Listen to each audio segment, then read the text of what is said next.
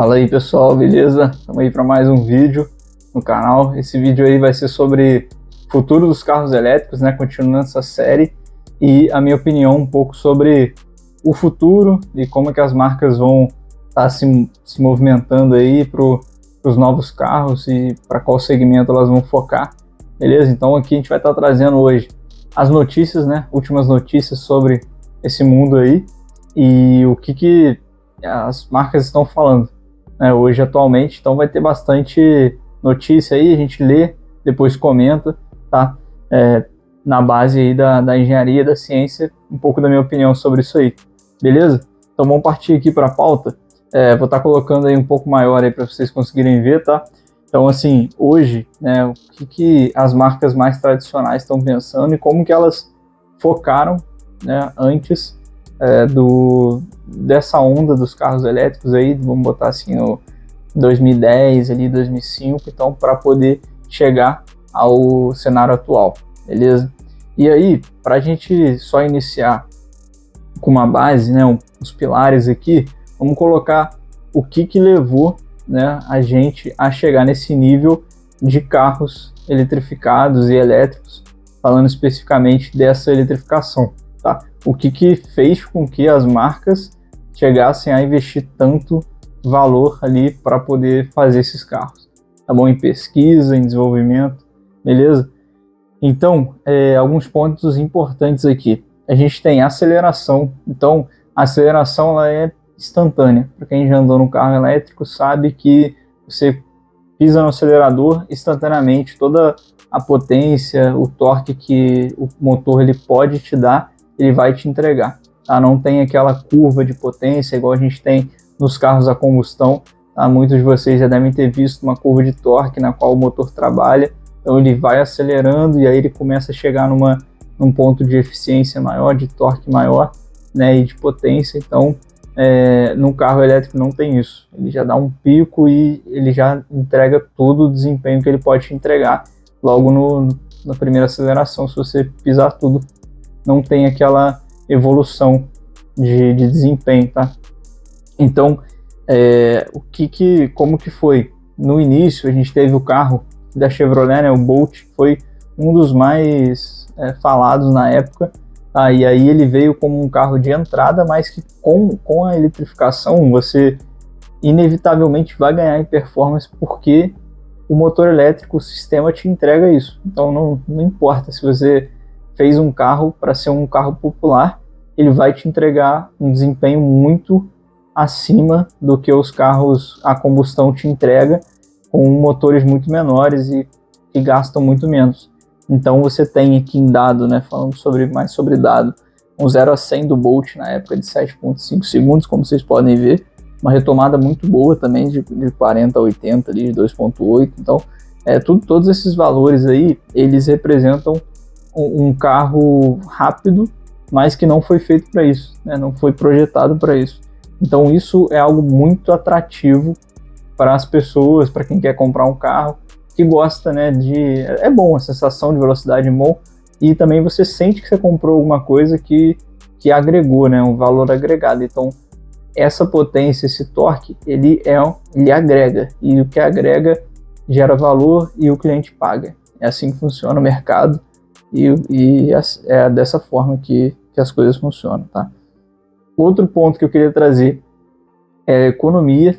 Então, economicamente falando, é muito melhor, tá? Então, em função da maior eficiência, estima-se que o custo por quilômetro para alimentar esse motor elétrico é 1/3 do que gasta um carro a gasolina. Então, 1/3 ali você já está ganhando em relação à eficiência, tá?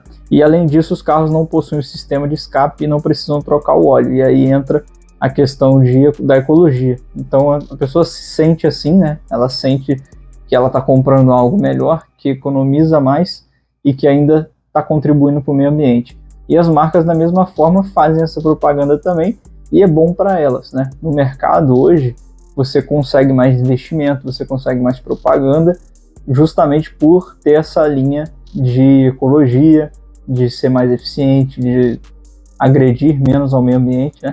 Então tudo isso aí faz sentido quando a gente pensa em longevidade e visual da marca, de como a marca ela é vista pelas pessoas, né? Isso importa muito. Então teve esses investimentos.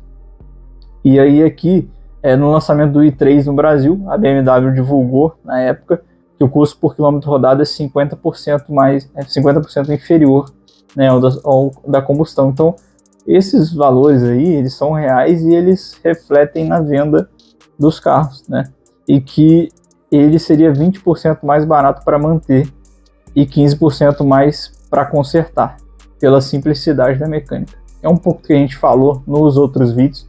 É simples, é bem mais simples do que a combustão, mas por outro lado você não tem em todos os lugares uma mecânica especializada que possa te atender. E aí você vai ter que levar na concessionária, que vai ser caro quanto a combustão, mas é mais barato do que a combustão. Então é caro da mesma forma por ser em concessionária, mas você não encontra, dificilmente você vai encontrar uma oferta tão grande de mecânicos perto de você ali. Você vai ter que fazer com as marcas, né, nas concessionárias. Outro ponto aqui que foi muito importante por conta de uma onda política, tá? O subsídio. O governo e todos os países mundialmente, né, eles começaram a pensar, a maioria deles, né, não todos literalmente, mas a maioria deles, começaram a pensar em modificar a matriz de transporte, de como estava sendo pensado, até em relação à energia, né, em poluição. Todo esse movimento, por conta de aquecimento global, por exemplo, ele foi feito para que a gente reduzisse as emissões de gases, né, de CO2. Então, essas emissões elas fizeram com que o mercado se movimentasse para reduzi-las. Então aqui a gente tem que uma pesquisa divulgada por uma montadora, diz que 80% dos compradores da América Latina eles teriam um carro elétrico se o carro ele fosse mais próximo, né, do carro convencional. Então o preço ele teria que ser próximo do carro convencional, então a pessoa compraria, tá? Vai ter uma diferençazinha, mas é costume, né, em relação a barulho, né, o som que o carro faz, troca de marcha, essas coisas, mas até nisso o carro elétrico ele conseguiu simular para que a pessoa não tivesse essa estranheza, né, e aí começasse a se adaptar a não ter o barulho, a não ter o escapamento ali e não ter troca de marcha também. Então isso tudo foi adaptado. E aí aqui a matéria, né, completa a notícia. Intenção de consumo à parte. Por enquanto eles só conseguem ganhar espaço no mercado às custas de fortes subsídios e pressões governamentais. Mas no salão de automóveis por todo mundo só se fala disso. Então, uma feira que teve, né, de tecnologia em 2018, isso aí, os carros elétricos tornaram muito populares lá e a gente começou a falar muito sobre isso na época, né? E aí até hoje é muito falado. O que está dizendo aqui é que mesmo com essa intenção de comprar, como é uma tecnologia nova, é algo que está se inserindo no mercado, não agora, né, mas há 5, 10 anos atrás, estavam se inserindo, estavam começando a conhecer, e hoje também, na maioria do público, né, a gente tem um receio de comprar porque é um dinheiro que é alto, né, e a maioria das pessoas não podem pagar, e quando vão pagar elas têm esse receio de ser muito caro e não ter um retorno que elas esperam, talvez uma venda, né, uma possível venda no futuro. Então o que está dizendo é que mesmo com o subsídio, mesmo com essa vontade de comprar, na verdade, com uma fabricação mais facilitada, mesmo assim os países tiveram que subsidiar para que conseguisse baratear o carro, né? Vamos reduzir imposto, vamos incentivar e tal, vamos fazer com que as pessoas também não precisem pagar os IPVAs, por exemplo, ou tenham isenção ou tenham maiores descontos. No caso ali no início foram realmente isenções, né? Hoje em dia a pressão das outras montadoras acabaram fazendo com que voltasse a ter os impostos, né, começasse a ficar um pouco mais competitivo em relação a todas as montadoras e tipos de carro. Então, os países da Ásia, Europa, América do Norte são os que mais oferecem isenções na produção, tá? E aí essas isenções e bônus e tal, isso aí ajudava para que os compradores comprassem os veículos, né? Na Alemanha, por exemplo, o dono do seu híbrido ou elétrico, ele fica 10 anos sem pagar taxa de circulação, que seria um IPVA, que o nosso aqui, mais tarde o Brasil também aderiu a isso, né? E na Califórnia, que é onde o Tesla é fabricado, né, no Vale do Silício, hoje ele está sendo até transferido para o Texas, na verdade, né? Mas ele era fabricado lá.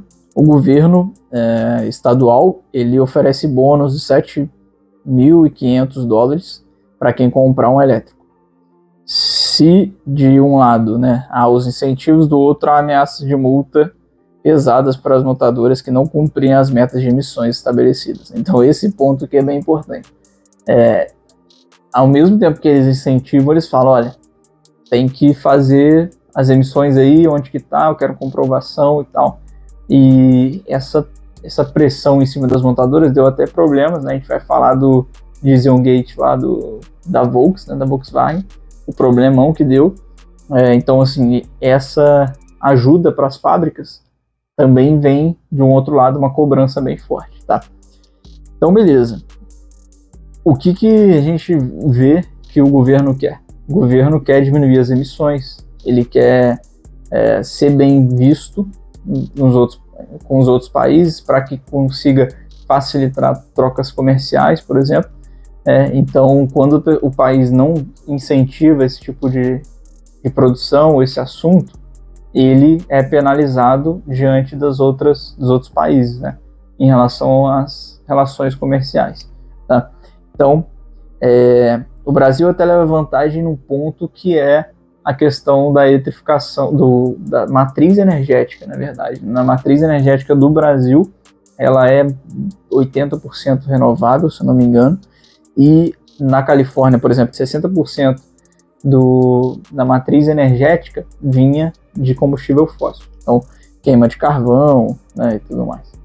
Então, 60%. Então, assim, é meio hipocrisia, talvez, né? A gente falar que, pô, vamos passar nossos combustíveis ali, nossos carros, eles vão começar a consumir energia, mas a energia consumida não é uma energia renovável e gera mais CO2. Então, nesse balanço aí, nem sempre compensa, tá?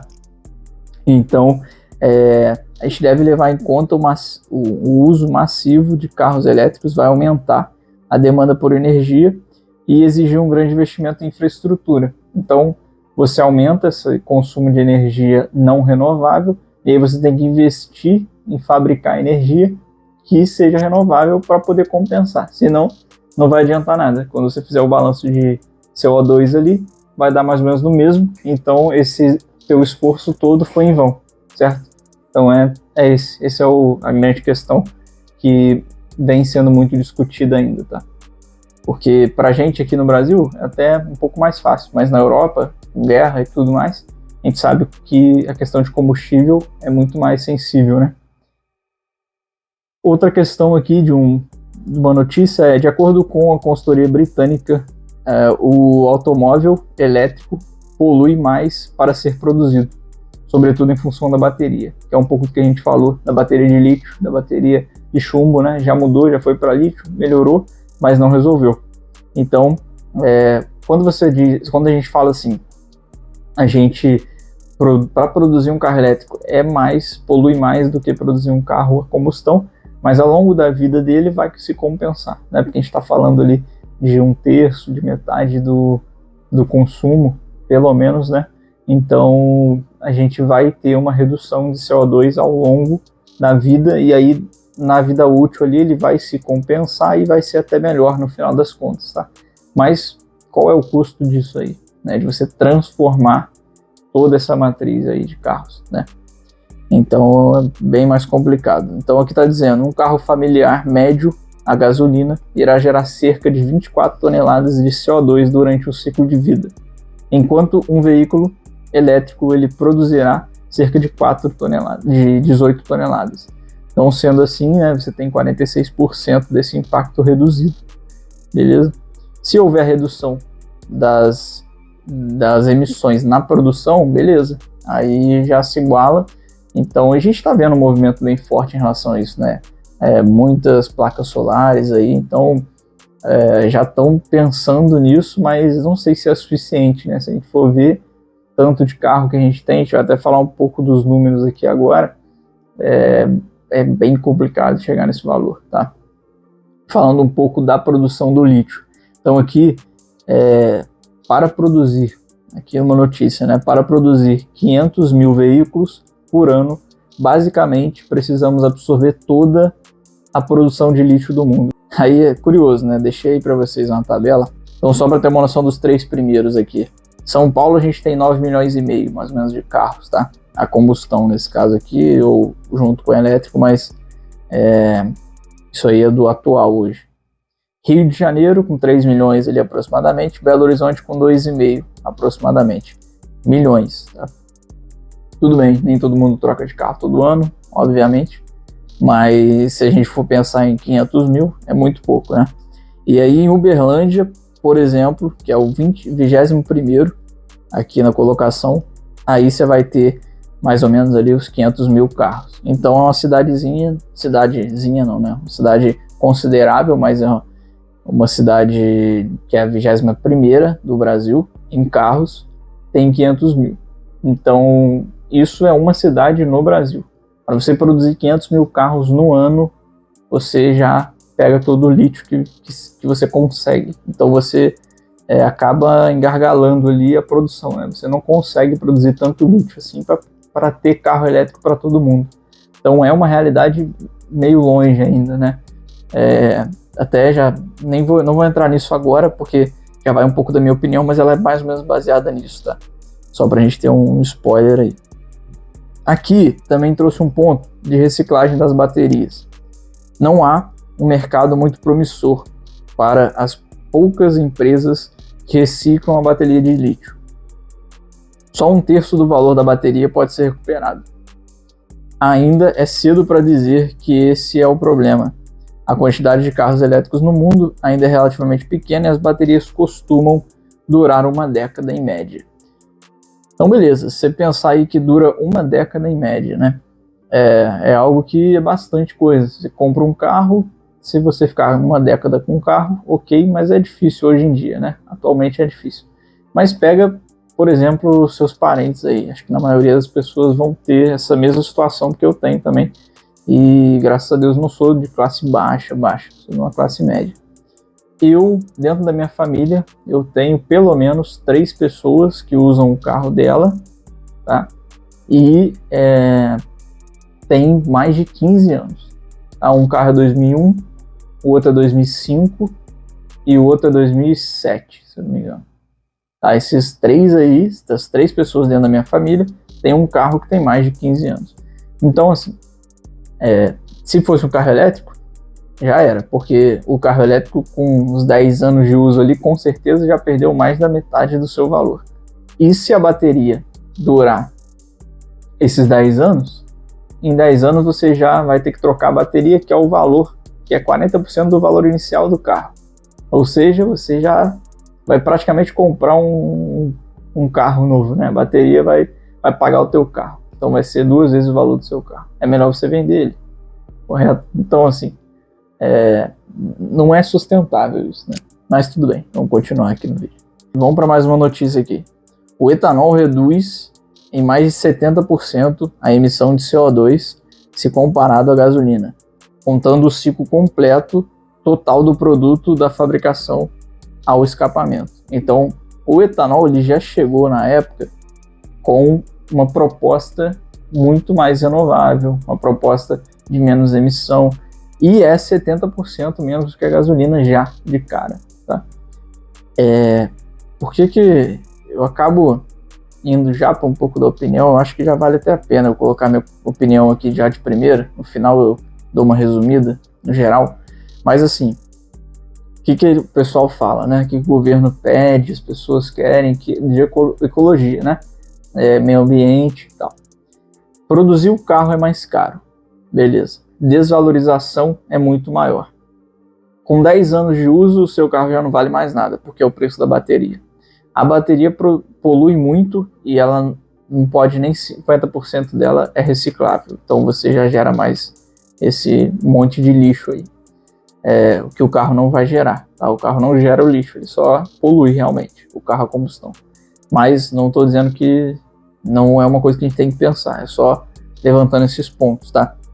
E aí a gente está falando que a gente tem um combustível que ele é 70% melhor e a gente não faz. Então a gente já tem aqui 5 motivos, a gente não faz não, a gente não prioriza ele, ou não tem aquela campanha, aquela coisa de por que não pega aí para os carros ali, a gente consegue fazer o carro só etanol, por exemplo, e aí tira a isenção do imposto igual é no carro elétrico. Poderia fazer isso, né? Então existe um mercado que é meio nebuloso, não vou afirmar nada, mas é um pouco estranho, né? Isso daí. Então a gente tem 5 pontos aqui que quando você fala ecologia, meio ambiente, eu não consigo ver isso, concordar que o elétrico é melhor do que a combustão. Tá, mas aí voltando para as notícias aqui, essa é a minha primeira questão, tá?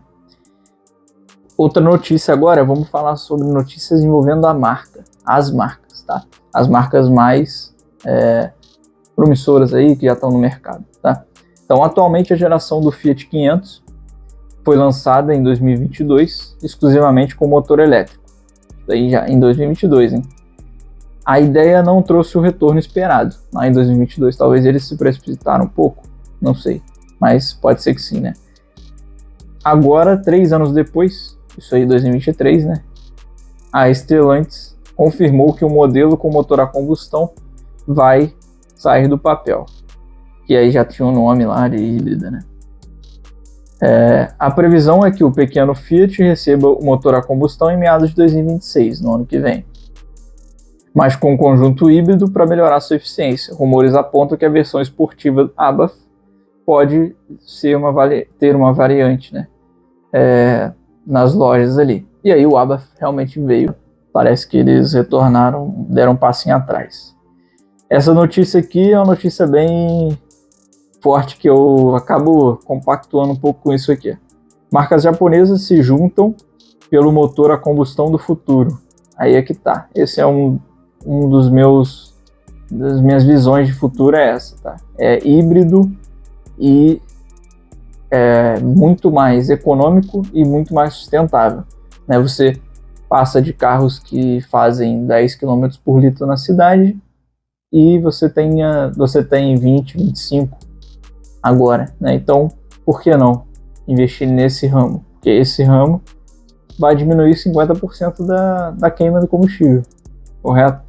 Então é difícil, cara. É difícil você pensar que todo esse movimento é feito para economizar, para não poluir. Porque você poderia não poluir muito mais, né? Poluir muito menos, no caso, não precisando mudar totalmente os carros. Mas eu entendo que as pessoas não têm essa visão toda da engenharia, né, de como funciona, e aí vão pelo mercado, vão pelo que o povo está falando, o que o povo quer, demanda de mercado.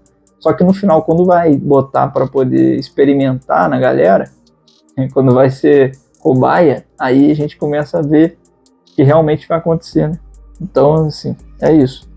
Então aqui, enquanto fabricantes europeias pensam em interromper o investimento nos modelos, Toyota, Subaru, Mazda anunciam uma aliança para desenvolver os novos motores a gasolina. Então isso daí foi uma coisa que eu sempre falei com as pessoas, tá? Com os amigos e tal, quando a gente conversava. Eu não entendo muito bem, mas assim, se você olhar por que a Honda e a Toyota, que são as principais marcas aí em relação à durabilidade, a desenvolvimento de motor, passa várias gerações com motor só, aprimorando e tal, tem muito conhecimento de motor, por que elas não desenvolveram e aplicaram nos seus carros mais rápido do que outras marcas, como Chevrolet, por exemplo, né, que a gente falou. A gente tem carros da Honda e da Toyota híbrido, tem até um outro elétrico também, mas eles não fizeram esse movimento de vou investir tudo nisso aqui, a gente vai desenvolver, a gente vai fazer acontecer. Não foi dessa forma. E aí a gente vê várias outras marcas aqui falando sobre voltar atrás, sobre investimento unilateral, fazer algo em paralelo, sendo que essas marcas asiáticas ali, elas já estavam fazendo isso antes, entendeu? Elas tiveram, não se precipitaram, entendeu? Foram mais conservadoras e aí conseguiram fazer dessa forma. Eu acredito, tá, que a gente não tem esses dados aí, mas eu acredito que elas não tomaram quase nenhum prejuízo em relação ao desenvolvimento de elétricos, tá? E sendo que outras tomaram. Porque quando você investe em algo que não vai ser jogado ao mercado, isso é prejuízo, com certeza. Outra notícia aqui, né? Reino Unido posterga a proibição de carros a combustão. Então o Reino Unido tinha esse plano ousado de banir as vendas dos carros a combustão até 2030, daqui 5 anos, não pode mais carro a combustão, permitindo apenas o emplacamento de veículos elétricos e híbridos. Porém, em setembro do ano passado, o primeiro-ministro confirmou que a regra é postergada até 2035.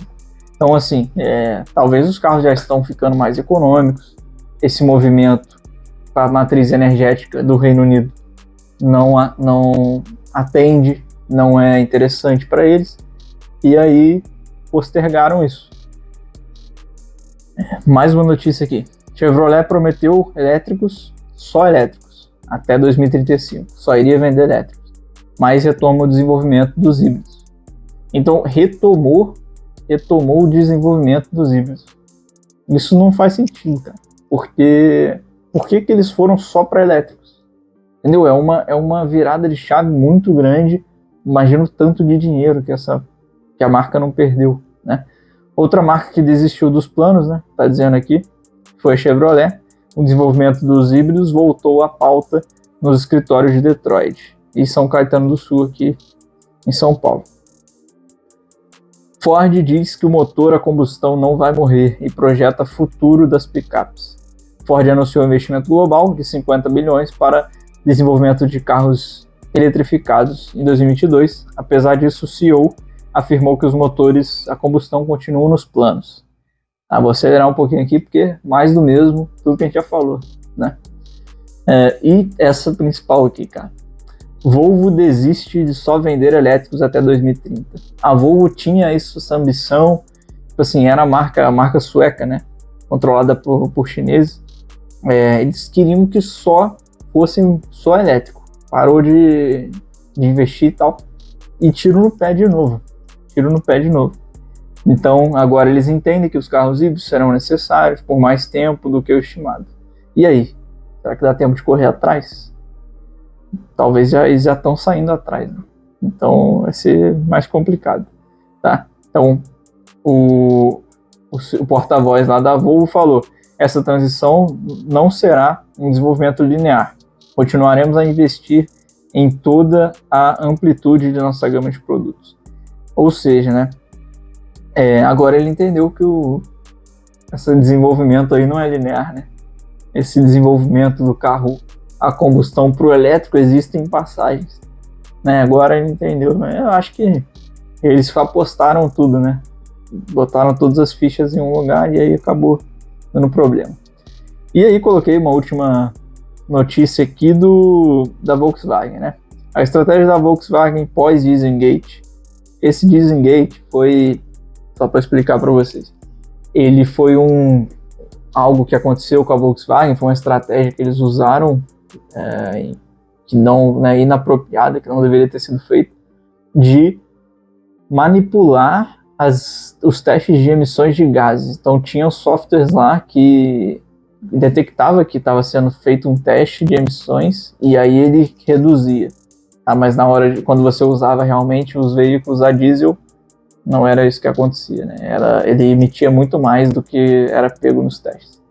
Ou seja, teve um escândalo gigantesco e a marca tiveram vários investidores que tiraram seus investimentos e aí foi um escândalo realmente, tá? E aí o que a marca fez? Ela pegou e queria pular diretamente da combustão, né, do carro a combustão, para os elétricos, para, tipo assim, ser a marca que saiu dessa vida, né, que revolucionou e não quer mais, que se sente, né, que foi...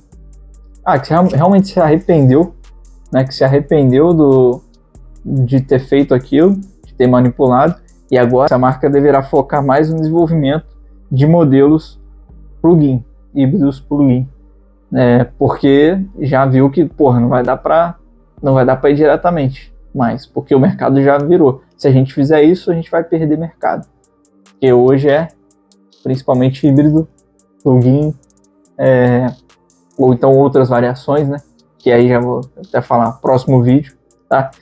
Então, resumindo toda a questão, né, a gente levantou 5 pontos aqui, que eu já falei, pode voltar no vídeo se quiser, mas principalmente o que eu acho que vai ser o futuro. O futuro é a eficiência. Quanto mais eficiência, menos gasto de combustível, menos gasto com matriz energética, mais a gente vai ser eficiente e vai estar produzindo menos CO2. E é isso que vai ser o foco das marcas, acredito eu. Ela vai focar em conseguir uma boa equação ali, uma boa união de combustão com elétrico. O que a Honda fez no último lançamento do Civic foi mais ou menos isso, né? Ela pegou um motor a combustão e falou que ele vai produzir energia para o elétrico e o elétrico vai fazer o carro andar. Aí, se necessário, a combustão entra. No caso do Civic, se eu não me engano, ele não entra, tá? É só elétrico. Mas eu acredito que ele poderia entrar nessa quando precisasse. Tá? Por que eu acho que isso também é futuro? Porque a gente sempre fez isso, a gente sempre colocou combustível num gerador para ele gerar energia para uma casa, para um evento, para um hospital, quando necessário, certo? Então a gente sabe que isso funciona. E trazer isso para o carro faz todo sentido. Quando a gente vai olhar para quanto de autonomia eu tenho no carro, isso tudo leva a gente entender que faz muito mais sentido a gente ter um abastecimento mais rápido de fluido, né, de combustível. E aí você pode entrar também em relação a células combustíveis, né, que é hidrogênio líquido, e aí sai a água, tudo uma maravilha, muito limpo e tudo mais. Só que até chegar nessa tecnologia vai demorar muito, ao meu ver. Para mim, pelo menos mais 10 anos, tá? Para ter carros entrando no mercado, né, com hidrogênio líquido. O abastecimento vai ser muito mais complicado. Já é complicado com energia, que tem em todo lugar, cara. Todo posto tem um poste de luz, a energia ali, tudo iluminado, não sei o que. Por que não consegue? Faz uma base de abastecimento ali, né, de energia para o carro, super rápido, não sei o que e tal. Muito dinheiro. Imagina para hidrogênio líquido. É algo assim, muito para o futuro, sabe? Então, para mim, não vai acontecer muito cedo, né? Muito breve.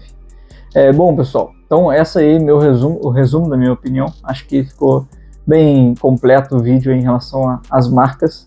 É algo muito interessante de falar, porque parece que o movimento para carro elétrico, né, no mercado é gigantesco. Vai acontecer, sei lá, mês que vem aí, todas as marcas vão apresentar os seus elétricos e é isso aí. Mas não é bem assim e acho que está muito longe disso ainda acontecer. Tá? É uma opinião minha, acho que vai ser muito importante se vocês colocarem no comentário. Faço até outro vídeo para a gente trocar mais ideias sobre isso. Levantem uns pontos aí que vocês têm de divergência comigo, o que a gente pode trocar ideia aí, discutir, mesmo uma boa discussão, né, para agregar, beleza? Sempre aí pensando na engenharia, na ciência, nos fatos, tá? Nos fatos, no que a gente tem de concreto, beleza? Então esse aí foi o vídeo de notícias e opiniões. Eu vou fazer mais um próximo falando sobre plug-in, tá? Não só plug-in, mas os 10 carros aí, pelo menos 10 tipos de carros que a gente tem, que vai variar, sendo híbrido, sendo 100% elétrico, sendo os dois motores, um motor alimentando o outro, como é que funciona. Então a gente vai ter esse novo campo aí para explorar, né? Esse novo assunto para estar explorando. E talvez, não sei se vai ter mais um vídeo, mas assim, vou estar falando principalmente nesse daí também dos plugins, dos híbridos, dos elétricos, o que faz sentido para você. Isso é importante também, porque nem todo mundo é um comprador desse tipo de carro, mas se você fosse, né, o que faz sentido para você, da sua situação, depende, moro longe da cidade, moro dentro da cidade, moro no apartamento, moro em casa, consigo ter um carregador portátil, vale a pena instalar uma estação dentro da minha casa? Isso tudo aí, a gente vai trocar uma ideia, beleza? Sempre com Ciência e Engenharia